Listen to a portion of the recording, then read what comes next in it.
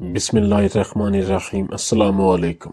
मिस्र पर हुकूमत करते जब एक अशरा गुजर गया तो एक दफ़ा सुल्तान सलाहुद्दीन अय्यूबी रहमतुल्लाह अलैह ने अपने एक वजीर को हुक्म दिया कि जाओ और मिस्र की जितनी भी छोटी बड़ी जेलें हैं इसमें जाकर दौरा करो और तमाम जेलों का मुझे हाल अहवाल और तमाम मालूमात फराहम करो और इनमें देखो कि किस तरह के मुजरिम बंद हैं और इन्होंने कौन कौन से जुर्म किए हैं और इन मुजरिमों से इनकी राय लो और पूछो कि क्या इन्हें जेल में एक कैदी की तरह सहूलियात मिल रही हैं या नहीं। मुख्तसर ये कि सुल्तान सलाहुद्दीन अय्यूबी जिंदान में कैद तमाम कैदियों के जराइम और इनके साथ किए गए सलूक के बारे में जानना चाहते थे कि कौन बेगुनाह कैदी है जो जिंदान यानी जेल में कैद हैं।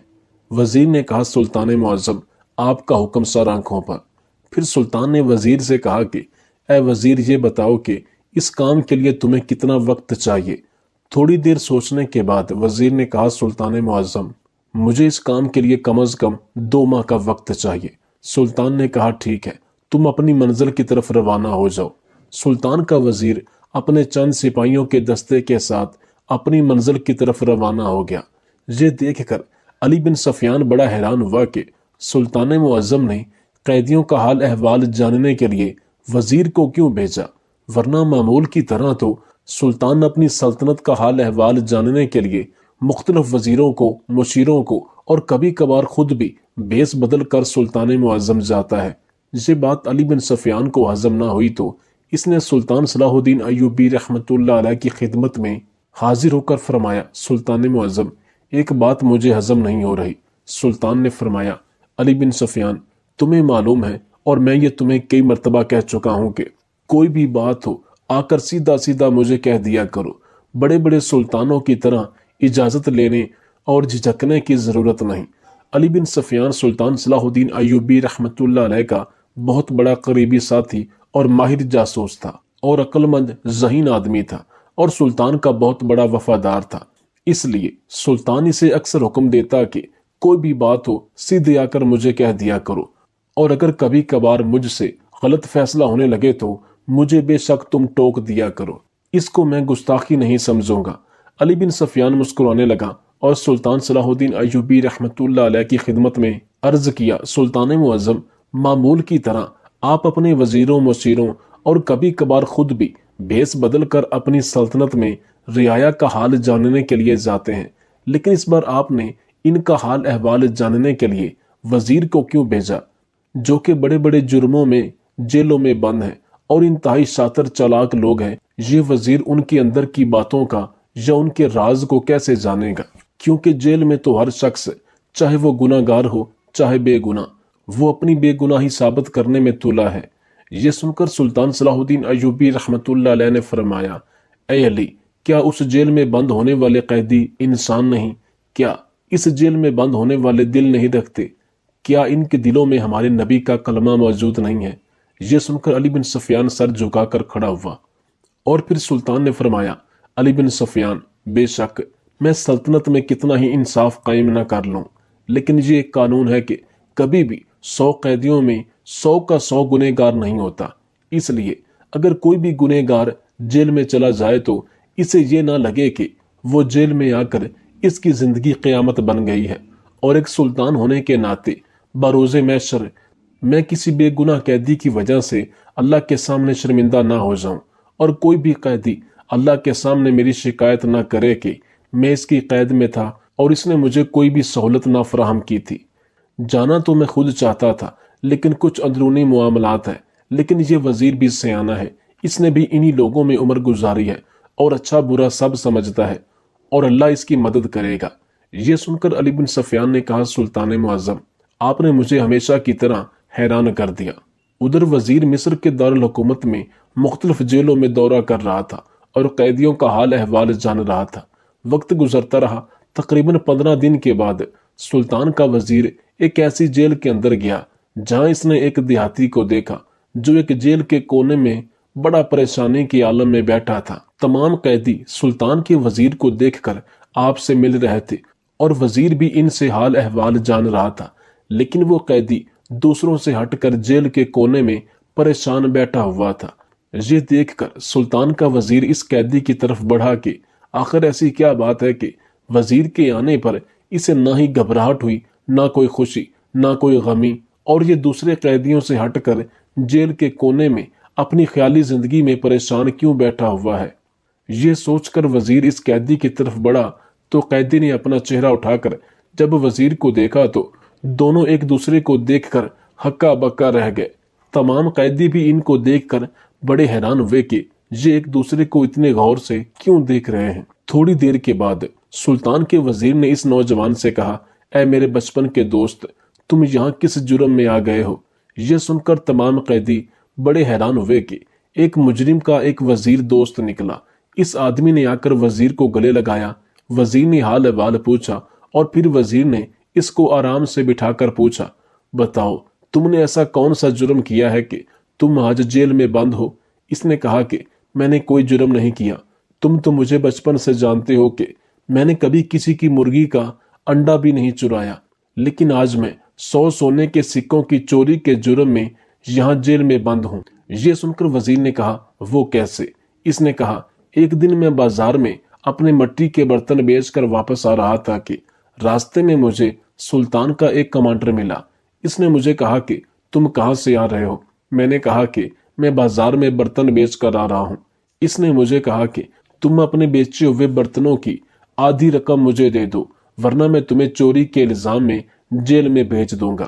میں نے اسے کہا کہ میں نے بڑی مشکلوں سے برتن بنائے تھے اور ایک ہفتے سے میں ان کو بیچ رہا ہوں۔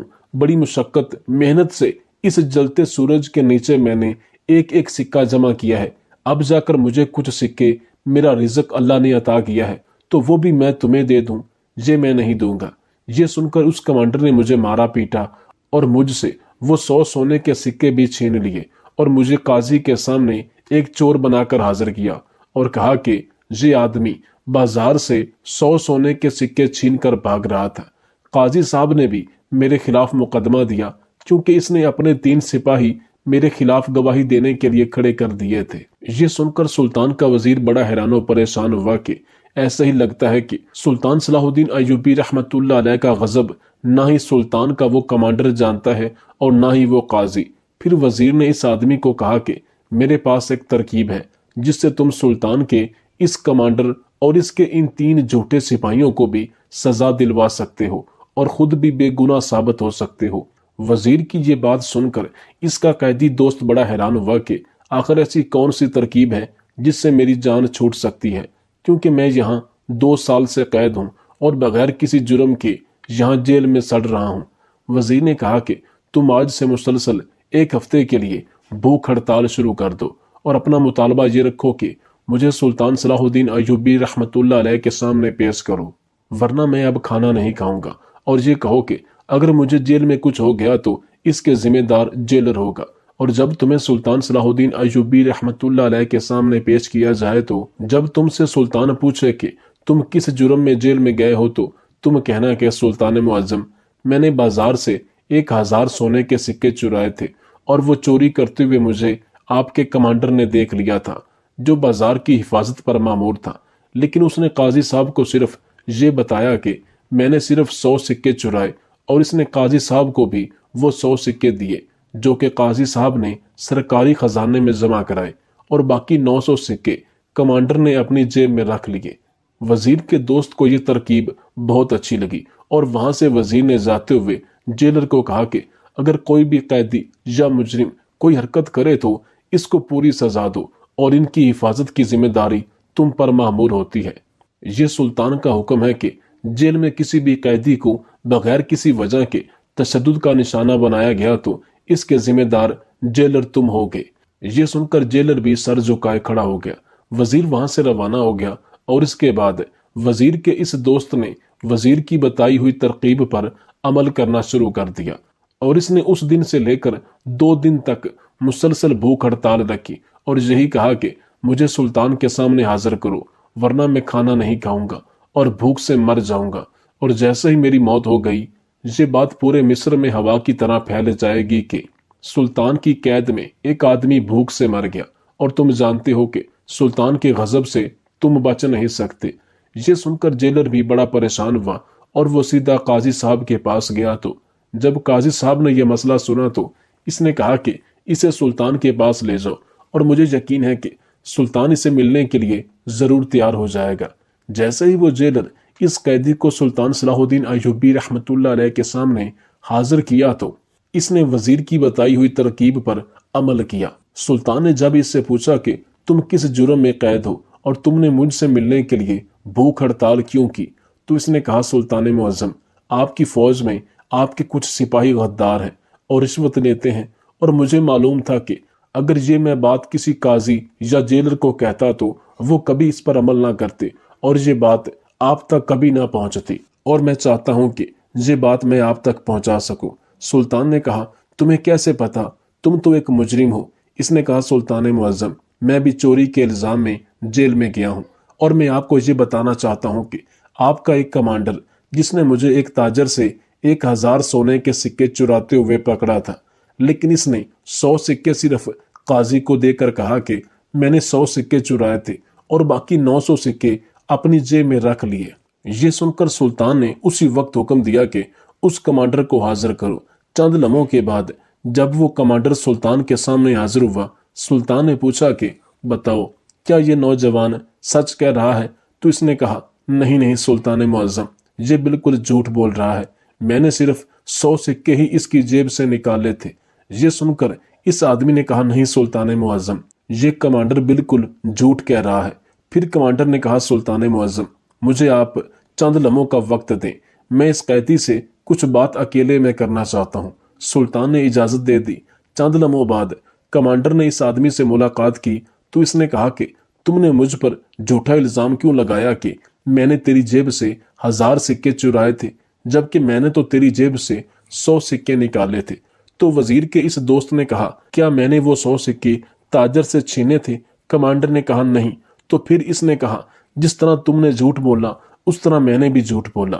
پھر وزیر کے دوست نے کہا اگر تم سلطان کے سامنے یہ کہہ دو کہ میں نے کوئی چوری نہیں کی تھی تو میں بھی یہ کہہ دوں گا کہ اس نے بھی 100 سکے ہی میری جیب سے نکالے تھے اور وہ بھی میرے اپنے تھے۔ دونوں میں رضامندی ہو گئی، اور جیسے ہی دونوں سلطان کے سامنے حاضر ہوئے، کمانڈر نے کہا سلطان معظم، میں نے اس کی جیب سے 100 سکے ہی نکالے تھے، لیکن یہ اس کے اپنے تھے، میں نے کسی تاجر کی چوری کے الزام میں اس کو نہیں پکڑا تھا۔ یہ سن کر اس نوجوان نے کہا سلطان معظم، میں نے صرف سچ کو ثابت کرنے کے لیے یہ جھوٹ بولا اور مجھے اس کے لیے معاف کیا جائے۔ یہ سن کر سلطان صلاح الدین ایوبی رحمۃ اللہ علیہ نے اپنے کمانڈر کو جیل میں بند کر دیا اور حکم دیا کہ جتنے دن جس جیل میں یہ نوجوان بند رہا ہے اتنے دن تک اسی جیل میں یہ کمانڈر بند رہے گا، اور اس کے ساتھ وہی سلوک ہوگا جو اس نوجوان کے ساتھ ہوا۔ اور پھر اس کے بعد سلطان صلاح الدین ایوبی رحمۃ اللہ علیہ نے اس نوجوان کو سچ کے بدلے 5 گنا زیادہ سکے دیتے ہوئے وہاں سے رخصت کر دیا۔ اور اسی طرح سلطان کے وزیر کی عقل مندی نے اس کے دوست کو اتنی بڑی مشکل سے نکال دیا اور ایک مجرم کو اس کی سزا بھی دلوائی۔ جب انسان راہ حق پر ہو تو اللہ تعالیٰ کی طرف سے وہاں سے امید کی کرن جاگتی ہے، وہاں سے اللہ تعالیٰ وسیلہ پیدا کرتا ہے جہاں انسان کی سوچ بھی نہیں ہوتی، بشرطے کہ انسان حق پر ہو، سچ پر ہو، تو یہ معجزات انسانوں کے لیے ہی ہوتے ہیں۔ ایک دفعہ مصر کے زمیندار حسنات بن علی، جو کہ بہت ہی نمازی، پرہیزی اور دولت مند آدمی تھے، اچانک بیمار ہوئے اور بہت سے حکیموں کے علاج معالجے کے باوجود صحت یاب نہ ہو سکے، اور چند ہی دنوں میں ان کا انتقال ہو گیا۔ حسنات بن علی کا سلطان صلاح الدین ایوبی کے بڑے بیٹے ملک الفضل سے بھی کافی یارانہ تھا، اور سلطان صلاح الدین ایوبی بھی اسے جانتے تھے۔ قصہ مختصر یہ کہ اس کے انتقال کے بعد جب اسے قبرستان لے جایا گیا تو وہاں پر ہزاروں لوگوں کا مجمع اور سلطان صلاح الدین ایوبی بھی موجود تھے۔ امام مسجد نے تمام لوگوں کو جنازے کے لیے صفیں درست کرنے کا کہا تو اچانک ایک عورت دوڑتی ہوئی قبرستان کی طرف آ رہی تھی۔ امام مسجد نے پوچھا کہ یہ عورت کون ہے جو اس طرح دوڑتے ہوئے آ رہی ہے؟ جب وہ قریب آئی تو کچھ لوگوں نے کہا کہ یہ حسنات بن علی کی بہن ہے۔ سلطان صلاح الدین ایوبی رحمۃ اللہ علیہ نے سمجھا کہ آخر بہن ہے، اسے اپنے بھائی سے بہت محبت ہوگی، اس کی جدائی کی وجہ سے وہ قبرستان تک پہنچ گئی۔ کسی نے سمجھا کہ شاید یہ اپنے بھائی کا دوبارہ پھر سے چہرہ دیکھنا چاہتی ہیں۔ وہ جتنے لوگ تھے ہر کسی کے ذہن میں جو بات آئی اس نے وہی سمجھا، لیکن جب وہ جنازے کے قریب آئی اور امام مسجد نے پوچھا کہ بہن آپ یہاں پر کیوں آئی ہیں، اس نے کہا کہ میں حسنات بن علی کی بہن ہوں، تو امام مسجد نے بھی وہی سوچا جو سلطان نے سمجھا کہ شاید یہ کسی دور والے علاقے سے آئی ہوگی اور اپنے بھائی کا آخری دیدار کرنا چاہتی ہے۔ امام مسجد نے اس سے پوچھا کہ بہن کیا تم نے پہلے اپنے بھائی کو نہیں دیکھا جو تم یہاں قبرستان تک پہنچ آئی ہو؟ اس عورت نے کہا کہ میں اپنے بھائی کو دیکھ چکی ہوں اور میں اسے کیسے بھول سکتی ہوں، اور ایسا ہرگز نہیں ہے کہ میں اس کی محبت میں اس قبرستان میں آئی ہوں یا اسے آخری بار دیکھنا چاہتی ہوں، کیونکہ اس کا نقش میرے دل میں موجود ہے جسے میں کبھی نہیں بھول سکتی۔ سلطان نے اس عورت کے بولنے کے انداز سے محسوس کیا کہ یہ اپنے بھائی سے ناخوش ہے یا ناراض ہے۔ سلطان آگے بڑھے اور اس سے کہا کہ بیٹی تم کہنا کیا چاہتی ہو؟ نماز جنازہ کا وقت نکلتا جا رہا ہے، یا تو جنازہ ہو لینے دو، اس کے بعد جو تم نے کہنا ہے کہہ لینا۔ اس نے کہا نہیں سلطان معظم، میں صرف اس لیے یہاں پر آئی ہوں کہ یہ میرا سگا بھائی تھا، لیکن میں انتہا درجے کی بھوک سے دو چار ہوں، جبکہ میرا یہ بھائی کسی بھی تعارف کا محتاج نہیں۔ پورا مصر جانتا ہے کہ یہ بہت زیادہ نمازی پرہیزی اور امیر ترین ذمہ دار ہے۔ بظاہر یہ صدقہ و خیرات بھی کرتا ہے، لیکن اس کے زندہ ہوتے ہوئے میں چاہ کر بھی کسی سے اس کی شکایت نہیں لگا سکی تھی، کیونکہ ایک دفعہ میں نے اس کی شکایت کرنا چاہی تو اس نے مجھے اپنے ہاتھوں سے بہت مارا تھا۔ میری دو بیٹیاں ہیں، جبکہ میرا شوہر انتقال کر چکا ہے، اور اس بدبخت امیر بھائی نے مجھے جائیداد میں سے حصہ نہیں دیا، بلکہ میرا حصہ مانگنے پر اس نے مجھ سے ہمیشہ کے لیے ناراضگی اختیار کر لی اور مجھے کہا کہ یہ جتنا کچھ ہے وہ میں نے کمایا ہے، میں نے اپنی محنت کے بل بوتے پر کمایا ہے۔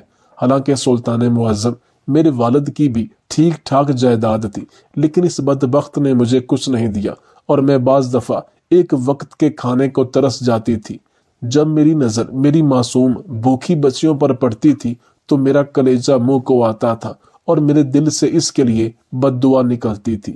یہ سن کر سلطان صلاح الدین ایوبی، امام مسجد اور جنازے میں موجود تمام لوگ حیران و پریشان ہو گئے کہ بظاہر یہ شخص جو کہ نمازی پرہیزی تھا، لیکن وہ اس قدر اپنی سگی بہن پر ظلم کیسے کر سکتا تھا۔ پھر امام صاحب کے کہنے پر اسے گھر جانے کو کہا کہ بعد میں تمہاری ہر ایک بات سنی جائے گی اور تمہارا ہر جائز مطالبہ پورا کیا جائے گا۔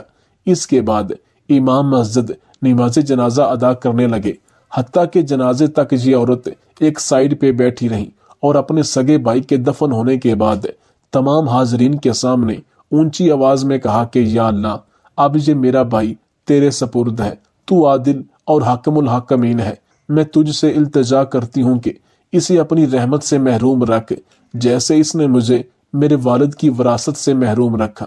اس کے بعد سلطان صلاح الدین ایوبی رحمت اللہ علیہ کو نہ جانے کیا ہوا کہ آپ بچوں کی طرح بلک بلک کر رونے لگے اور تمام حاضرین کو مخاطب کر کے کہا کہ اب ذرا سوچیں کہ اللہ تعالیٰ عادل اور حاکم ہے، کیا اس نے اس عورت کی فریاد نہیں سنی ہوگی؟ کیا اس نے انصاف نہیں کیا ہوگا؟ ایسا منظر شاید ہی کبھی مصر کی سرزمین نے دیکھا، شاید چشم فلک نے بھی اس سے پہلے یہ منظر کبھی نہ دیکھا ہو کہ ہر آنکھ اشکبار تھی۔ سلطان سمیت جنازے میں موجود امام مسجد اور تمام لوگ زارو قطار رو رہے تھے، کوئی آنکھ ایسی نہ تھی کہ جس سے اشک نہ بہ رہے ہوں۔ پھر سلطان صلاح الدین ایوبی نے کہا کہ خدا را اپنے باپ دادا کی وراثت سے جن کو حصہ آتا ہے ان کو ضرور دے، یہ ان کا حق ہے اور کسی کا حق اللہ تعالیٰ معاف نہیں کرے گا۔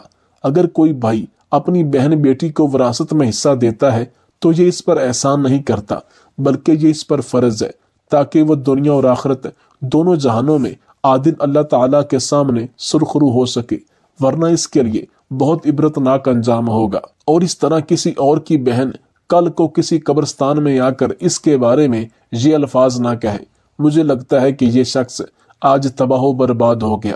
بظاہر جو شخص اتنا نیک نظر آتا تھا، جس کا اتنا روب و دبدبا تھا، اتنا امیر لگتا تھا، لیکن جیسے یہ دنیا سے رخصت ہوا اس کی حقیقت سامنے آ گئی، اور ان قریب یہ جان لے گا کہ یہ کامیاب ہوا یا ناکام ہوا۔ بے شک آخرت کی ناکامی دنیا و آخرت کی سب سے بڑی ناکامی ہے۔ لیکن جیسے ہی یہ دنیا سے رخصت ہوا، اس کی حقیقت سامنے آ گئی۔ اس کے گھر والے ہی اس سے ناخوش تھے، اور نبی کریم صلی اللہ علیہ وآلہ وسلم کی حدیث مبارکہ ہے کہ تم میں سے سب سے بہترین شخص وہ ہے جس سے اس کے گھر والے خوش ہوں۔ پھر کہا، جتنے سال آپ زندہ رہو گے اتنے سال تو آپ اپنی عزیزوں کی جائیداد کا حق چھین کر مزے کریں گے، لیکن ایک دن مرنا بھی تو ہے نا، پھر کیا کریں گے؟ سب کچھ اس دنیا میں رہ جانا ہے۔ سلطان نے روتے ہوئے کہا کہ میرا یقین کرو کہ آپ کی اولاد آپ کے مرنے کے بعد آپ کی اس جائیداد کو آپ پر قربان نہیں کرے گی۔ ان قریب ہر ایسا ظالم شخص جان لے گا کہ اس نے اپنوں کا حق کھایا اور اسے کتنی بڑی سزا ملی۔ خدا را ابھی وقت ہے، سنبھل جاؤ۔ اس کے بعد سلطان صلاح الدین ایوبی نے پورے مصر فلسطین کے اندر اعلان کروایا کہ اگلے جمعہ اور دیگر مذہبی تہواروں کے دن ہر امام مسجد، ہر عالم مسجد اور دیگر مذہبی مقامات پر جہاں اسے موقع ملے وہ وراثت کے متعلق تفصیلات سے بیان کرے اور لوگوں کو اس کی اہمیت سے روشناس کروائیں۔ جو لوگ ابھی تک غافل ہیں، جو لوگ وراثت میں حصہ نہ دینے کو جرم نہیں سمجھتے، انہیں باور کروائیں تاکہ لوگ اس کی حقیقت جان سکیں اور آئندہ ایسا کبھی واقعہ پیش نہ آئے۔ اس کے بعد تمام لوگ اپنے اپنے گھروں کو واپس لوٹ گئے، اور پھر سلطان صلاح الدین ایوبی نے اس عورت کو اپنے والد کی وراثت میں سے حصہ دلوایا اور اس سے گزارش کی کہ تم اپنے بھائی کو معاف کر دو۔